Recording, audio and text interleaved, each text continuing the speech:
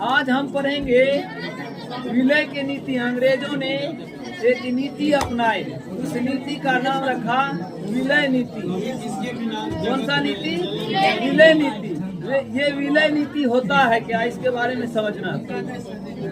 तो 1848 में है ना, ये विलय नीति की जो है जोर शोर से जो है इस बार अंग्रेज की सरकार जो है काम करना शुरू कर दी। कितने ईस्वी में?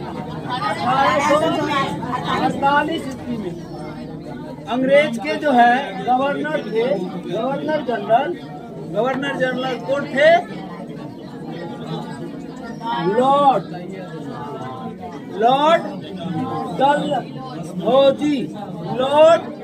डलहौजी। इन्हीं के जो है, इन्हीं के नेतृत्व में ये कानून बनाया गया था, है ना।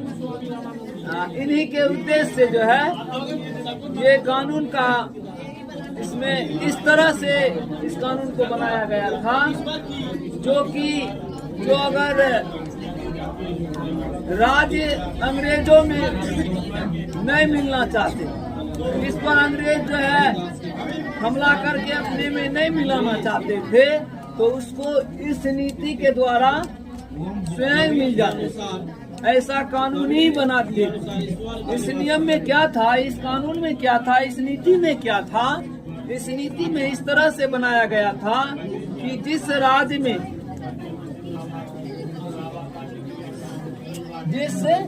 राज्य या जहाँ के रियासत है, जो भी रियासत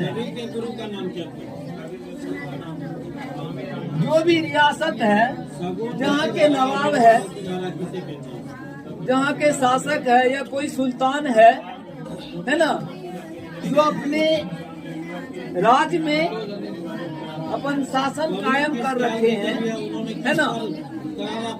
उससे अगर अंग्रेज एक बार में तो सबसे नहीं जीत लेंगे, धीरे धीरे लड़ाई करके वो जीतते, धीरे धीरे युद्ध किए, तब जा करके जो है अंग्रेजों ने धीरे धीरे पूरे भारत को कब्जा कर लिया, है ना। 1848 ईस्वी में ये नीति बनाया। इस नीति में ये कहा गया, इस नीति के तहत जिस राजा का अगर उत्तराधिकारी नहीं है ना, यानी बेटा नहीं है, कोई उसके पुरुष नहीं है ना, तो उसकी बेटी जो है, राजकुमारी जो है, वो उस राज्य के राज सिंहासन पर नहीं बैठ सकती। इतना खतरनाक नीति अंग्रेज वाले बना दी। क्या बनाया? जिस राज्य में अगर राजा की मृत्यु हो जाती है, अगर उसका उत्तराधिकारी नहीं है, उत्तराधिकारी मतलब बेटा नहीं है, कोई पुरुष नहीं है, पुरुष उस राज्य के, उस राजा के, है ना, पुरुष नहीं है, तो उस राज्य के जो है अगर राजकुमारी है तो वो राजगद्दी पर नहीं बैठ सकते, वो शासन नहीं कर सकते उस राज्य। ऐसा खतरनाक नीति अंग्रेज ने अपना दी, लागू कर दी। किसके द्वारा? लॉर्ड डलहौजी के द्वारा, इन्हीं के नेतृत्व। अब ऐसे क्या हुआ, तो इसके तहत अब तो गद्दी पर नहीं बैठ सकते हैं। ये तो कानून कठोर कानून बना दिया, काला कानून बना दिया। काले कानून में हुआ क्या राजकुमारी सत्ता नहीं संभाल सकती है? क्या लड़की जो है राजगद्दी पर नहीं बैठ सकती है? अभी लड़की तो देखिए कहाँ किस किस पद पे है? हेलीकॉप्टर उड़ा रहे हैं, सेना में है, डॉक्टर में है। अरे समानता लड़की और लड़का में कोई विभिन्नता नहीं है। अगर उसको उस लायक समझा जाए तो जो लड़का कर सकते हैं वो लड़की भी कर सकती है ना। तो इसलिए, लेकिन अंग्रेज का तो सोच क्या था? अंग्रेज का सोच था किसी तरीके से हड़प लेंगे। भारत के जितने भी रियासत हैं सबको हड़पने। उसको तो हड़पने का नीति था।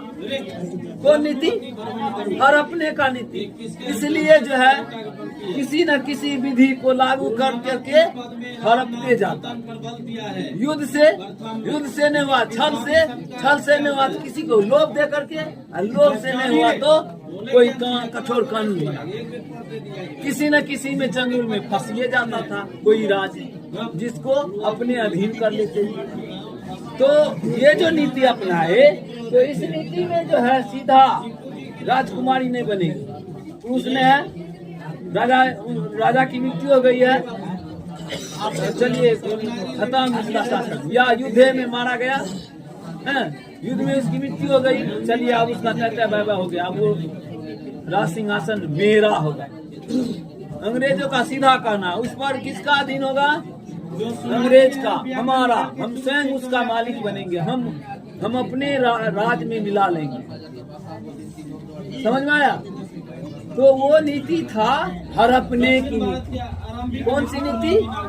हड़पने की नीति, है ना। ये कानून बना करके राज को हड़पने की नीति। क्यों? क्योंकि अगर राजा की मृत्यु हो गई तो अब तो राजकुमार है नहीं, अगर कोई राजकुमारी है तो वो तो बनेगी नहीं, हाँ, बनबो करेगी तो विरुद्ध हो जाएगी कानून के विरुद्ध। कानून के विरुद्ध हुआ तो अंग्रेजवाद है पकड़ के उसको देगा, फांसी देगा। ऐसा नीति अपना दिया था, ऐसा नीति बना दिया था।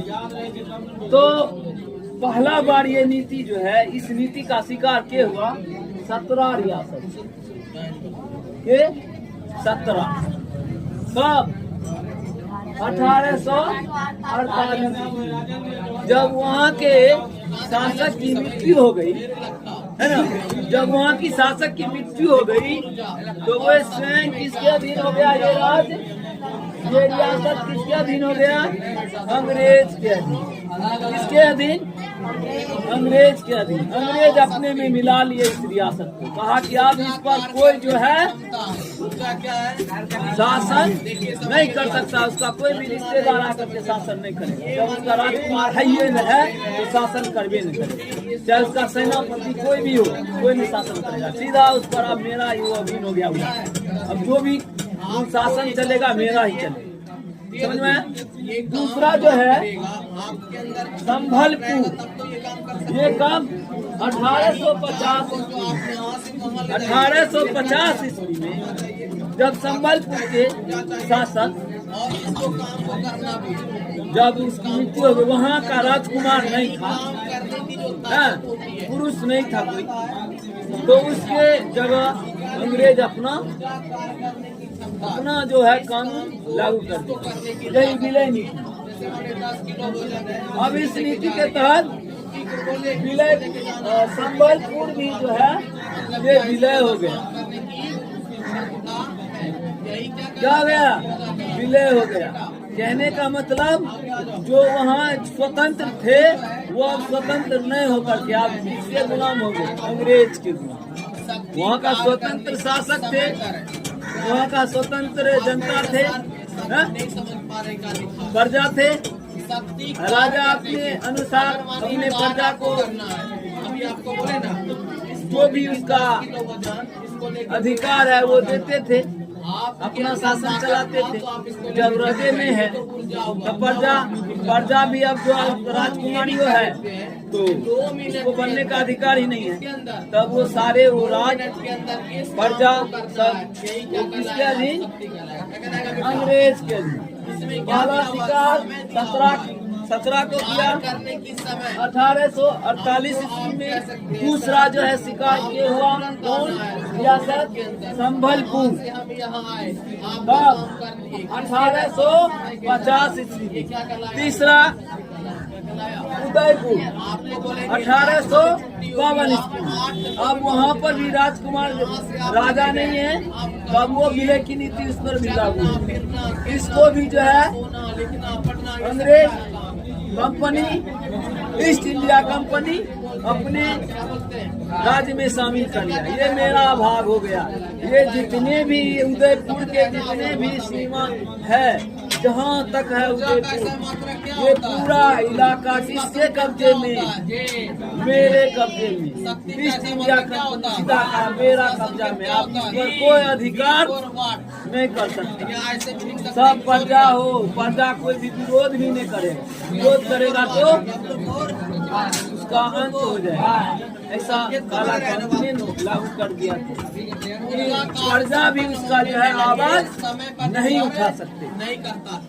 प्रजा भी उसका आवाज उसके खिलाफ बोल भी नहीं सकते, क्योंकि कानून बन गया। कानून का पालन करना पड़ता। सब जो नहीं करेगा तो मारा जाएगा। वो है ना, निर्दोष निहत्थे लोग को मारा जाएगा। इसके डर से जो है कोई आवाज भी नहीं उठा पाता। काम करने के लिए आपको क्या चाहिए? तो देखिए नागपुर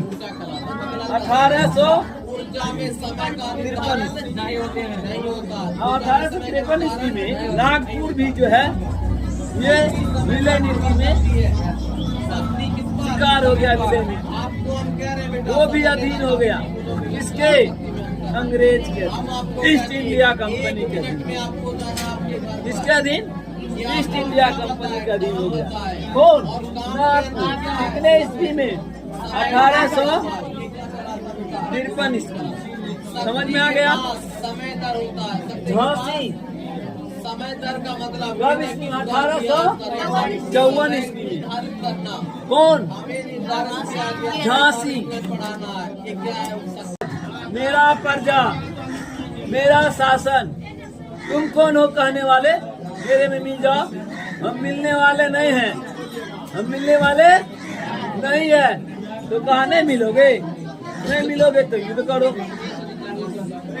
वो इतनी साहसी थी, लीडर थी, जो युद्ध भी करने के लिए तैयार हो गई। युद्ध भी की। अंतिम साहस तक उन्होंने युद्ध की। 1857 ईस्वी में बहुत बड़ा क्रांति हुआ, जिसमें पूरे भारत के जो है नरसंहार हो गया। उस समय काल में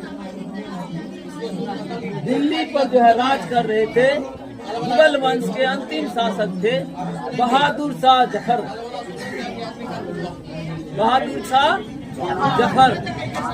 वो भी बहुत साहस, लेकिन इनकी आयु थोड़ा ज्यादा हो गई थी। तो युद्ध में हुआ 1857 ईस्वी की जब क्रांति हुई, उनमें हमारे भारत के ढेर सारे स्वतंत्रता सेनानियों ने अपना बलिदान दिए, कुर्बान हो गए। किसके लिए? इस मिट्टी के लिए, इस मातृभूमि के लिए, अपनी आन बान शान के लिए, अपनी देश के लिए कुर्बान हो गई, झुके नहीं। तो वे जो है झांसी की रानी, इन्होंने अंतिम साहस तक लड़ाई लड़ी। लेकिन इसके जो है अब कोई लोग, जैसे मीर जाफर सिराजुद्दौला का सेनापति था, उसको लोग धर लिया अपना सत्ता राजा बनने का। तो वो जो है उसी प्रकार से उसी समय में उसको जो है एक राज जो है, राज के जो है राजा जो है उसको धोखा दे दिया, जिसके बदौलत जो है युद्ध में मारी गई, है ना। क्या हो गई? युद्ध में शहीद हो गई, है ना। लेकिन अंतिम साहस तक इसका तो विलय हो गया 1857 ईस्वी में, लेकिन ये 1854 ईस्वी में, लेकिन ये स्वीकार नहीं की गई ना।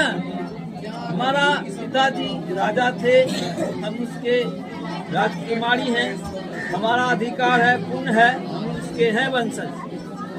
हम अपने राज में, हम अपने प्रजा पर जुर्म होने के लिए नहीं देंगे। भले ही छूट गए, कहीं रह करके युद्ध किए, महल में अगर नहीं है, कहीं दूसरे जगह जहाँ मतलब इस तरीके से जहाँ मन हुआ वहाँ जहाँ से टकरा जाते, ऐसे वो स्वतंत्रता सेनानी थी। उसके बाद अवध जो है 1856 इसका जो है वहाँ का था वाजिद अली शाह। वहाँ के था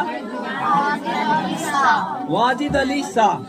जब अब इसकी जो अंतिम में क्या कहा अंग्रेज कि वाजिद अली शाह जो है ये प्रजा पर सही से जो है शासन नहीं कर रहा है, ये जो है योग्य नहीं है, योग्य शासक नहीं है, इससे संभव नहीं है राजपाट संभालना, समझे। तो इस साजिश से जो है इसको भी क्या किया, अपने में मिला लिया, अपने अधीन कर लिया। समझ में आया विलय की नीति, विलय की नीति समझ में आ गया। अंग्रेजा कैसे कैसे अपने राज्य में शामिल करते गया भारत के सभी रियासत, सभी भूभाग को विभिन्न प्रकार के कानून लागू कर करके, हैं, लोभ दे करके, छल कपट करके धीरे धीरे लास्ट में 1857 ईस्वी में पूरे भारत पे कब्जा हो गया अंग्रेज का।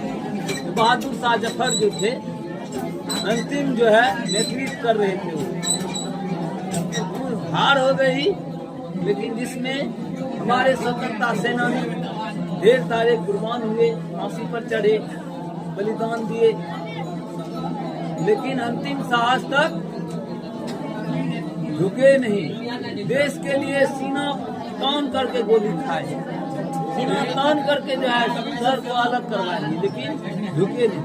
अंतिम में वही हुआ, अंग्रेज को लास्ट में मानना पड़ा कि अब जो है देश को छोड़ देते हैं। समझ में आया। तब 1947 ईस्वी में देश आजाद हुआ। समझ में आया।